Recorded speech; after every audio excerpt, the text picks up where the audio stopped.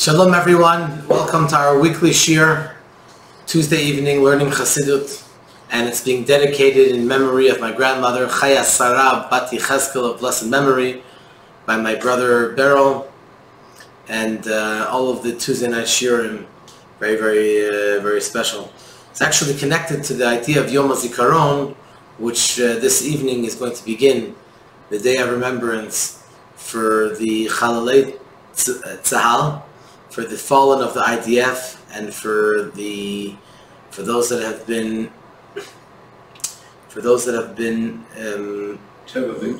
terror victims. Thank you.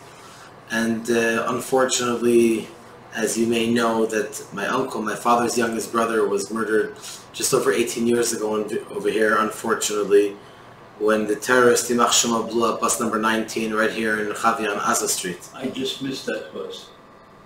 Wow.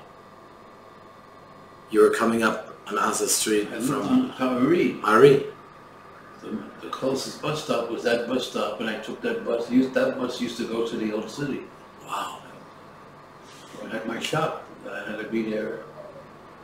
Wow. Wow. I don't have any other words to say. Wow.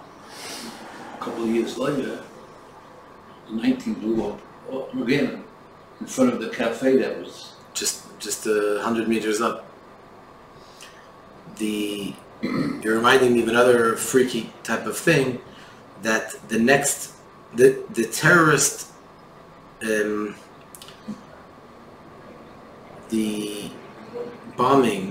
bus bombing before that, this was January 29th, 2004. The one before that was in the summertime, the month of Av, and it was coming from the Kotel, and unfortunately, number 2 bus on Shmuel and Avi. I know somebody that was on that bus also. And so my uncle and aunt and children were at the Kotel, and they were trying to get on that bus. And my aunt almost got on, but my uncle couldn't make it on. So he told her, just come up, we'll all go together. So Hashem works in mysterious ways, but that was just around the time before I lived here for a year after I got married. And of course, every time there was a terrorist attack, unfortunately in Yerushalayim, we would obviously call each other right away just to make sure that we were okay, that the other one was okay. And so I remember that very vividly, of me calling him. It was just before I had gone back to the States. But it was very important for me to put aside a time and to dedicate this shir, because there are many events tonight and a lot of important events. But I figured if someone has the ability to come tonight to the shir, I want to dedicate this shir in memory of all those that have fallen, a true Yom Hazikaron. Because Yom Hazikaron, with all due respect, and I really do have respect for all the different events, this is unique in the sense that we're learning Torah together. It should be L'ilui Neshama, for the elevation of the soul, for those that have passed away. After all, now they are in the world of truth.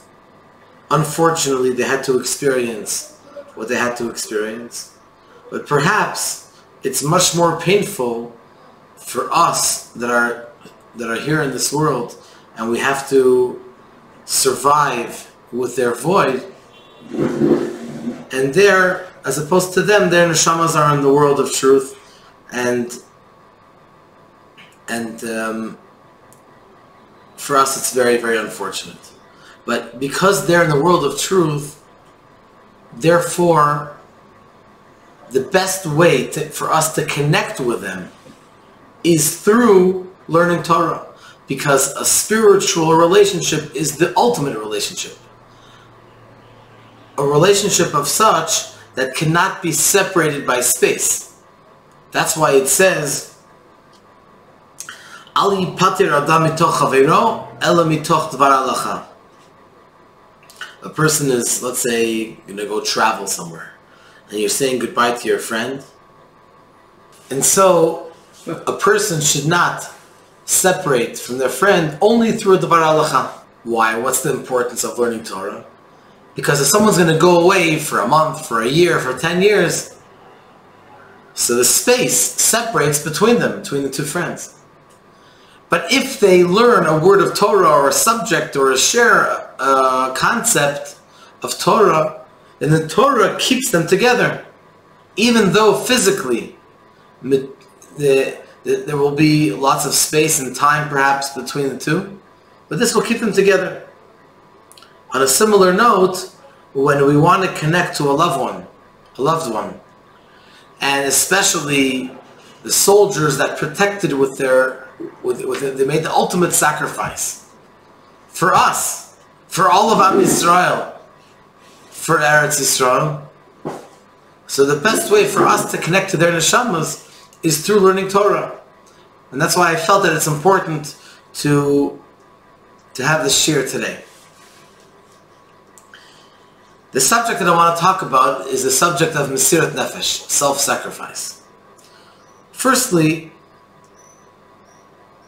in 1976 was approximately almost 3 years, perhaps 2.5 years after the Yom Kippur War, and there were many wounded soldiers, unfortunately. There was a certain group from Nechei Tzahal, the wounded of the IDF, that the organization wanted to take them to the States, take them around to cool places to bring some kind of comfort, some kind of uplifting, nice, pleasant experience to the soldiers.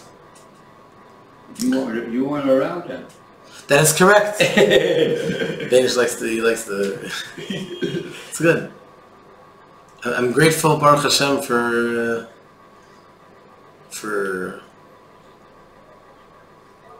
whatever Hashem has given me. So,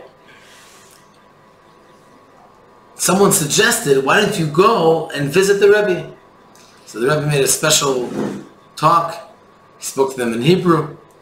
And there's actually there are a couple of pictures of the Rebbe walking over to them. Some of them one of them didn't even have a hand. The Rebbe shook the hand that he had, of course.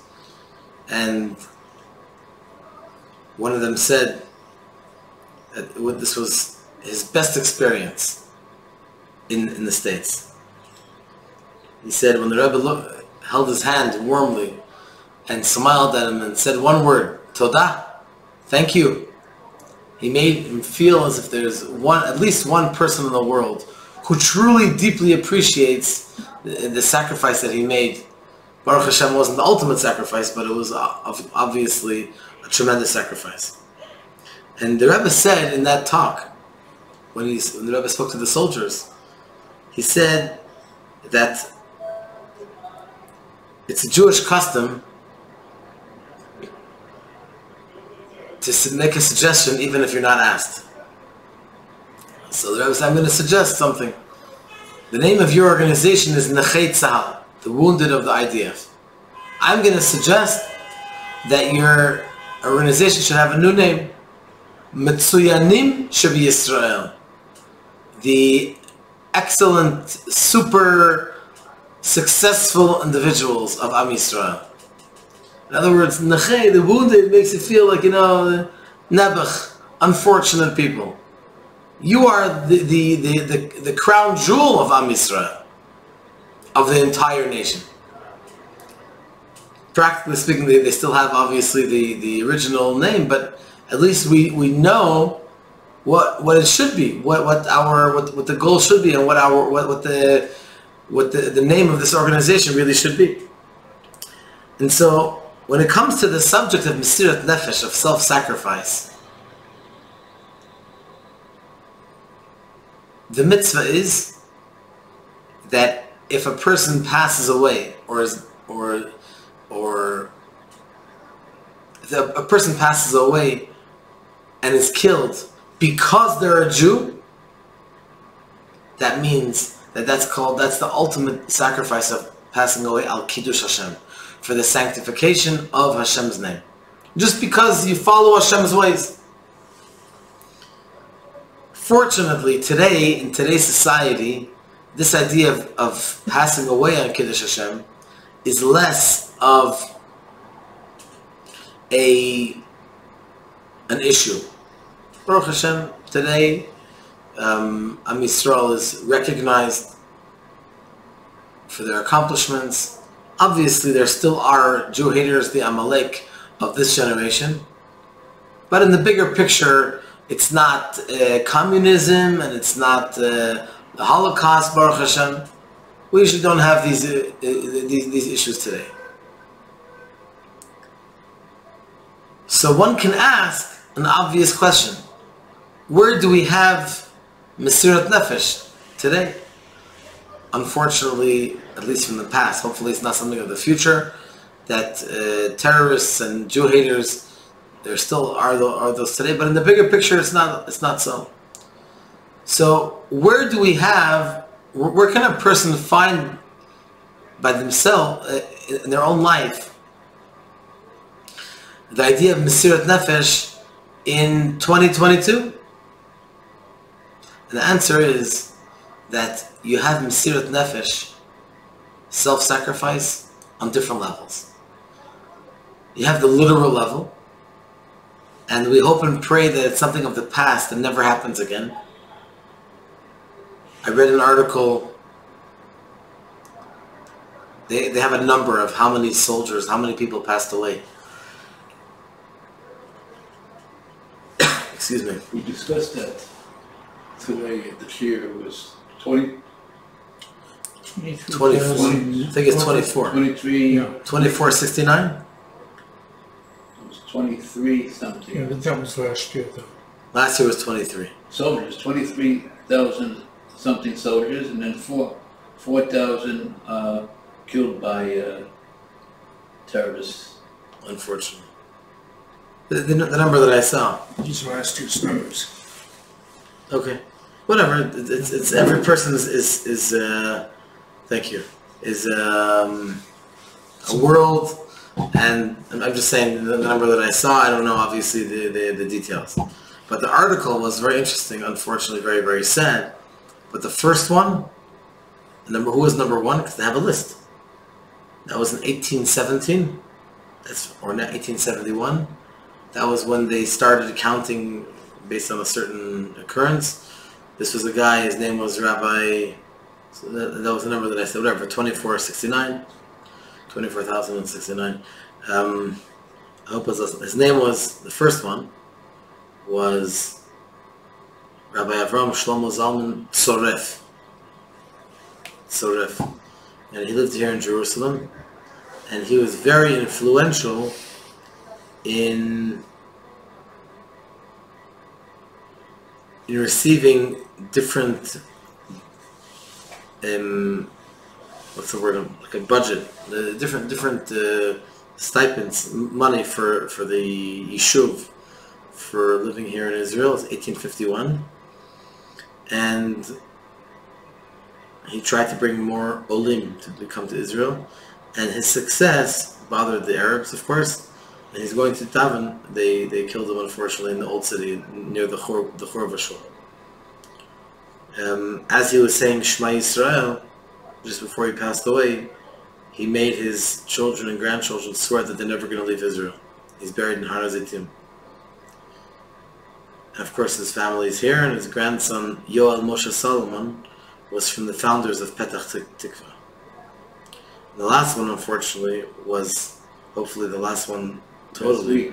This week on Friday night, the dedicated Daniel Goleb, Daniel Goleb, that he was the security guard for Ariel. He was killed saving his fiancé. Unfortunately, so this is something which is literal. Now I'm turning back off my phone. He took 5 bullets. I don't understand. He was shot 5 times. I don't know. I saw the video, but it was unclear.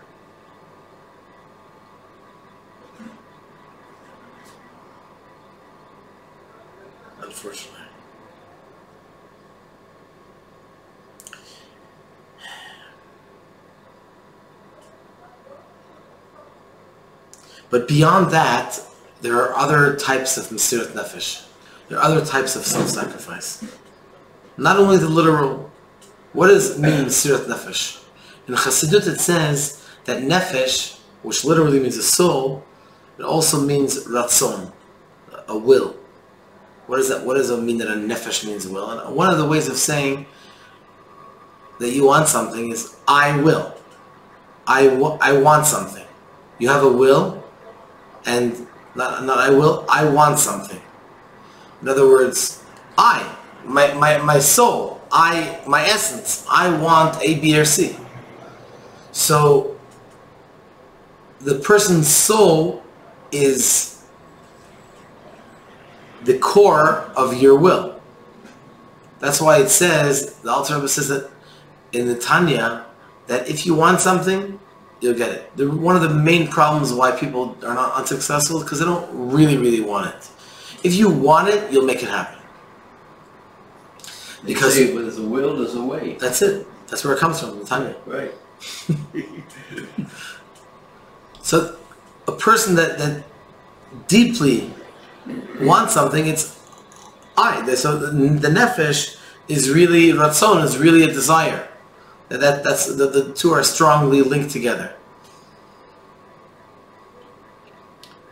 So if you say mesirat nefesh, someone giving over their soul, obviously literally speaking means they're giving it away, giving it back to Hashem. They're giving it over to Hashem. They're giving Hashem gave the person the soul, and then they're giving it over to Hashem.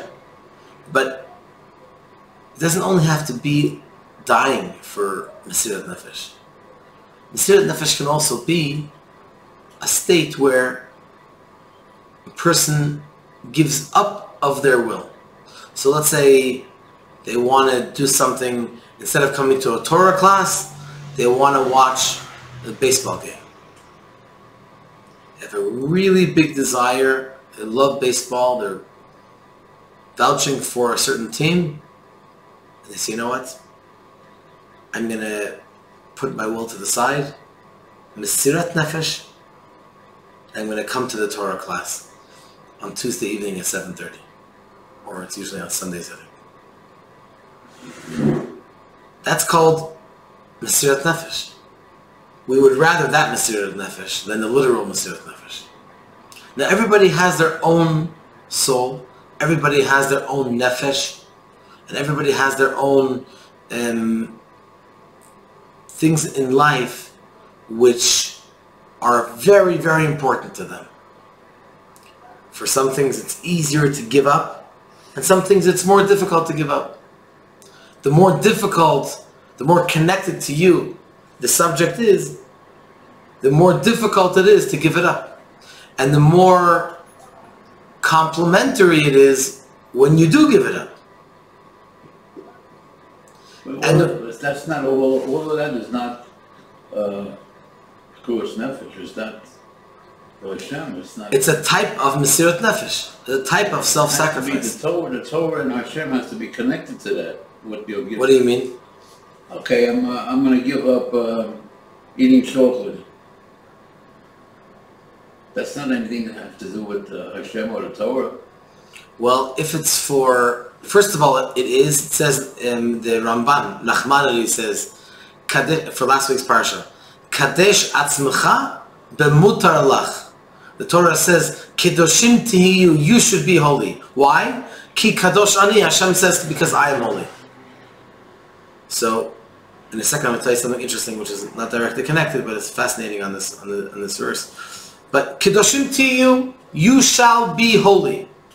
So the Ramban says, you should sanctify yourself with that which is allowed. So it's not enough to say, okay, take an extreme example. Pig is treif, it's non-kosher, so I'm not going to eat it. That's wonderful. But that doesn't yet make, according to this statement, it's very special. But according to this statement from the Ramban, it doesn't yet make a person quote-unquote holy. The Torah says, Kedoshim tiyu, you shall be holy. What's the meaning? That you should sanctify yourself with what is permitted, even something which is permitted, and you say, I'm going to control myself, that makes you holy. So obviously, it doesn't come anywhere close to the literal Mesirat Nefesh. For example, the elderly Chassidim from 100 years ago, 130 years ago, and they had to go to mikvah, for example, had to crack the ice in a river. That was literal Mesirat Nefesh, self-sacrifice. Or what I'm going to say now is an extreme level of Mesirat Nefesh. There's a story, a very moving story, extremely short, where right here in Yerushalayim, there was a funeral of an individual who was elderly, and at the funeral, his wife said, I want to say a few words. They didn't have any children. They had been in Russia, and they went through hell with the communists and everything else. And she said a very short speech. She said to her husband, you and I both know that the reason why we didn't have any children was because in many scenarios there was no mikvah for the women. Therefore, I could not go to the mikvah. And because of that, Mesirat Nefesh, literal self-sacrifice, they did not have any children. There are no words. There are no words that can be added to such a story. But it's a story. It's a true story. I saw it written in the Sefer. And so, the Chassidim of days of old, and some of them came to America, they like to call the American Chassidim chokoladniks. Even if you don't speak Yiddish, you get a pretty good idea of what a chokoladnik is. It's like the Americans are way deep into their chocolate, deep into their lusts for different kinds of foods. And so it's like funny, what's the Mesiras Nefesh of the American, in the eyes of the elderly Chassidim, is that they could keep themselves away from a little bit of chocolate, which is good. It's complimentary, but it's funny when you have a person who went through literal Mesirat Nefesh and almost was killed, and he sees a much different type of Mesirat Nefesh. But I think it's a good thing. I don't think it's a bad thing. I think it's a good thing. I think it's something which the fact that we have the ability, we have the zechut, we have the honor to give up from what we have, from what we can't wait to have, a nice, big, thick pizza, dripping hot cheese from all sides. You can say, you know what? A before a diet, we have to be healthy. Hashem wants us to be healthy. Second of all, we don't have to. That's animalistic. That's called an animal soul. The animal soul, whatever it sees, it wants. But we can control ourselves. That power, like the Alter Rebbe says in the Tanya, the idea of the moach shalit al halev, that the mind controls over the heart, that's something which a human being has more than an animal. Otherwise, called animalistic. If we're just drawn to whatever we want, as opposed to Mesirat Nefesh, to give up of our own desires. That's something which is complementary. And that's something which is very, very praiseworthy. We should never underestimate that. So I'm just trying to put a focus on the point of Mesirat Nefesh, that the best way for us to experience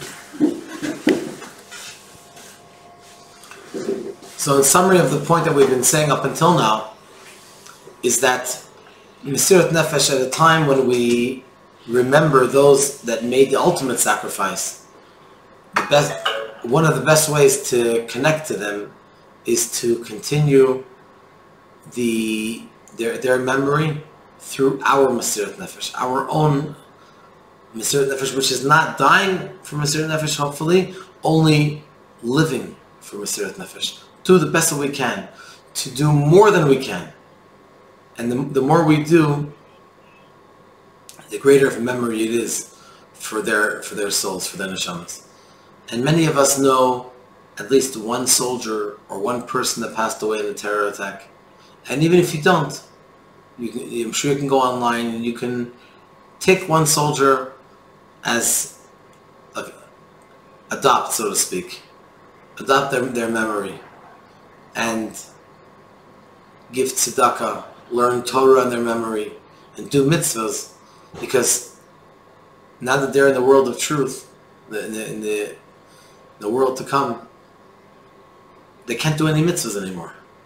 But when we do a mitzvah, we have them in mind, that is giving them the ability in some way to have an aliyah, that their souls should have an elevation. Just want to finish off with something that I mentioned a little bit earlier about Kedoshim to you should be holy. Ki kadosh ani, because Hashem says, because I am holy, therefore you should also be holy. Obviously we don't come anywhere close to the holiness of Hashem, but we have to try. So here is the message. I forget right now from which side it comes, but it's a very powerful message. Ki kadosh ani, Hashem says it, but each and every one of us should say it as well. For I am holy. You and I are holy. We don't always look at ourselves as being holy, quote unquote, but nonetheless, we are holy. We have a great potential. And once we view ourselves as being similar to Hashem, that we are Ki Kadosh Ani, that we are holy, we are special, then we'll be able to, Be'ezrat Hashem, to do a lot more mitzvot. Now a person could say, one second, but I've made mistakes, and maybe I'm not so holy. So the answer is that, on the contrary, the fact that we make mistakes is a reason why we're holy. In other words, we're not robots, we're human beings, and Hashem gives us as human beings the ability to do good. So if we were just robots, big deal. A robot doing a good thing, it's programmed, it's not something which is complementary.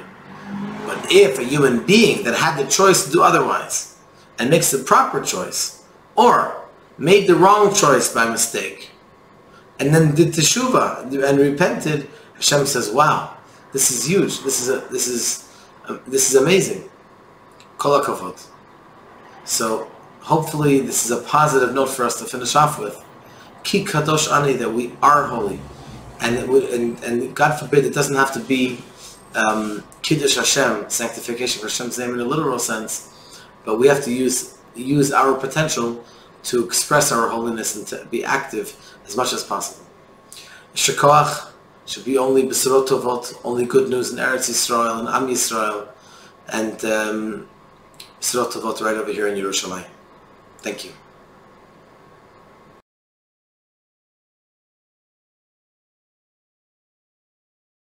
This class has been dedicated generously by my brother Beryl Goldberg in memory of our late grandmother Chaya Sarah Bat Yecheskel.